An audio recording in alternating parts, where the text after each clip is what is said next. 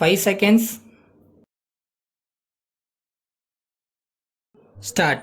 நண்பர்களே, தமிழ்நாடு மக்கள் முன்னேற்ற சங்கத்தின் 2வது ஆண்டு விழாவில் கலந்து கொள்வதில் நான் மகிழ்ச்சி அடைகிறேன்.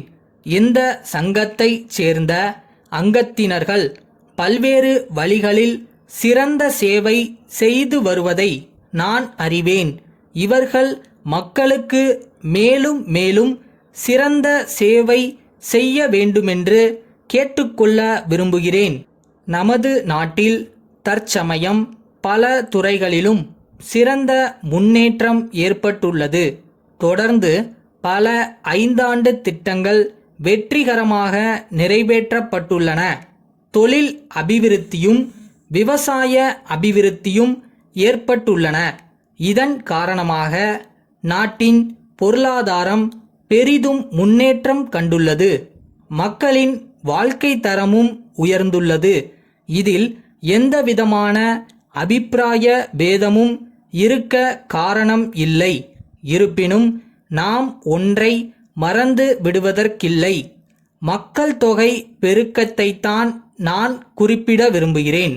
அதிக மக்கள் தொகை நமது நாட்டின் பொருளாதார முன்னேற்றத்தை பெரிதும் பாதிக்கும் ஒரு பிரச்சனையாக இருப்பதை நாம் அனைவரும் அறிவோம். மக்கள் தொகையில் நமது நாடு உலகில் 2வது இடத்தில் உள்ளது என்பதை நான் உங்களுக்கு ஞாபகப்படுத்த விரும்புகிறேன். மத்திய அரசாங்கமும் மாநில அரசாங்கங்களும் இந்த பிரச்சனையில் தீவிர கவனம் செலுத்தி வருகிறார்கள். நல்ல பல திட்டங்களை தீட்டி அவற்றை சிறப்பான முறையில் நிறைவேற்றி வருகிறார்கள். நமது மாநில அரசு இந்த வகையில் மிகச்சிறந்த பணியை செய்து வருவதற்காக மத்திய அரசின் பாராட்டுதல்களை பெற்றிருக்கிறது என்பதை உங்களுக்கு மகிழ்ச்சியுடன் தெரிவித்துக் கொள்ள விரும்புகிறேன். கல்வி வளர்ச்சியில் நமது அரசாங்கம் எப்பொழுதுமே கண்ணுங்கருத்துமாக இருந்து வந்துள்ளது என்பதை தெரிவித்துக் கொள்ள விரும்புகிறேன். மாநில அரசாங்கத்தின் வரவு செலவு திட்டத்தில் கல்வி முன்னேற்றத்திற்காக பெரும் தொகை ஒதுக்கப்பட்டு வருவதை நீங்கள் அறிவீர்கள். அரசாங்கம் மட்டுமல்லாமல் பல தனியார் நிறுவனங்களும் கல்வி பணியில் சிறந்த முறையில் பணிகள் ஆற்றி வருகின்றனர். இருப்பினும் நமது நாட்டின் மக்கள் தொகையில் 2/3 பங்கு மக்கள் எழுத படிக்க தெரியாதவர்களாக இருப்பது மிகவும் துரதிர்ஷ்டவசமான ஒரு நிலையாகும். கல்வி வளர்ச்சியே எல்லாவிதமான வளர்ச்சிக்கும் அடிப்படையாகும். 100க்கு 100 பேர் கல்வி கற்ற மக்களை கொண்ட நாடுகள்தான் உலகில் பொருளாதார வளர்ச்சி பெற்ற நாடுகளாக விளங்குவதை நாம் காண்கிறோம். கல்வியை விட சிறந்த செல்வம் மக்களுக்கு வேறு ஒன்றும் இல்லை என்பது சான்றோர்களின் வாக்கு. இவற்றையெல்லாம் கருத்தில் கொண்டுதான் நமது அரசாங்கம் கல்வி முன்னேற்றத்திற்கு அதிக முக்கியத்துவம் அளித்து வருகிறது.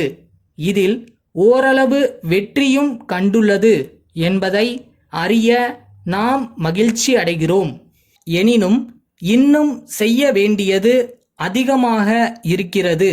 இந்த முயற்சியில் மேலும் மேலும் வெற்றி பெற அரசாங்கத்துக்கு பொதுமக்களும் தனியார் நிறுவனங்களும் தொடர்ந்து நல்ல ஆதரவையும் சிறந்த ஒத்துழைப்பையும் அளிக்க வேண்டுமென்று கேட்டுக்கொள்ள விரும்புகிறேன். சென்னை சுவாமிநாதன் கூட்டமைப்பின் மேலாளர், மதுரை பெரிய தெரு திரு கணபதி அவர்களுக்கு எழுதிய கடிதம். வணக்கம். எங்கள் தயாரிப்பான மாருதி தையல் இயந்திரங்கள் பற்றி தங்களின் 17/10/1985 நாளிட்ட கடிதம் வரப்பெற்றோம். மிக்க நன்றி. இந்த தையல் இயந்திரங்கள் மேற்கு ஜெர்மனி நாட்டிலுள்ள ஒரு புகழ்பெற்ற நிறுவனத்தாரின் ஒத்துழைப்புடனும் தொழில்நுட்ப உதவியுடனும் தயாரிக்கப்படுகின்றன. 6 ஆண்டுகள் உத்திரவாதம் அளிக்கப்படுகிறது.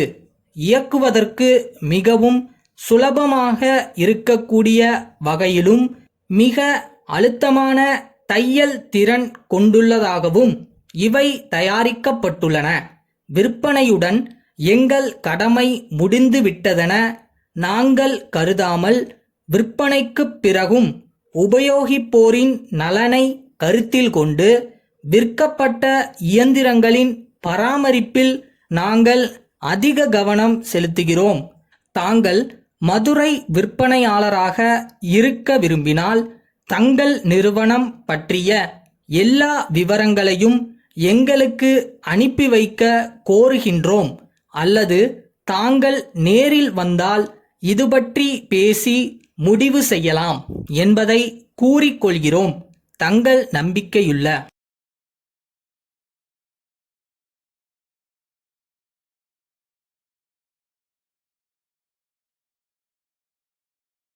கஷ்டப்பட்டு உழைச்சா ஜெயிக்க முடியாதான், ஆனால் இஷ்டப்பட்டு உழைச்சா கண்டிப்பாக ஜெயிக்கலாமா.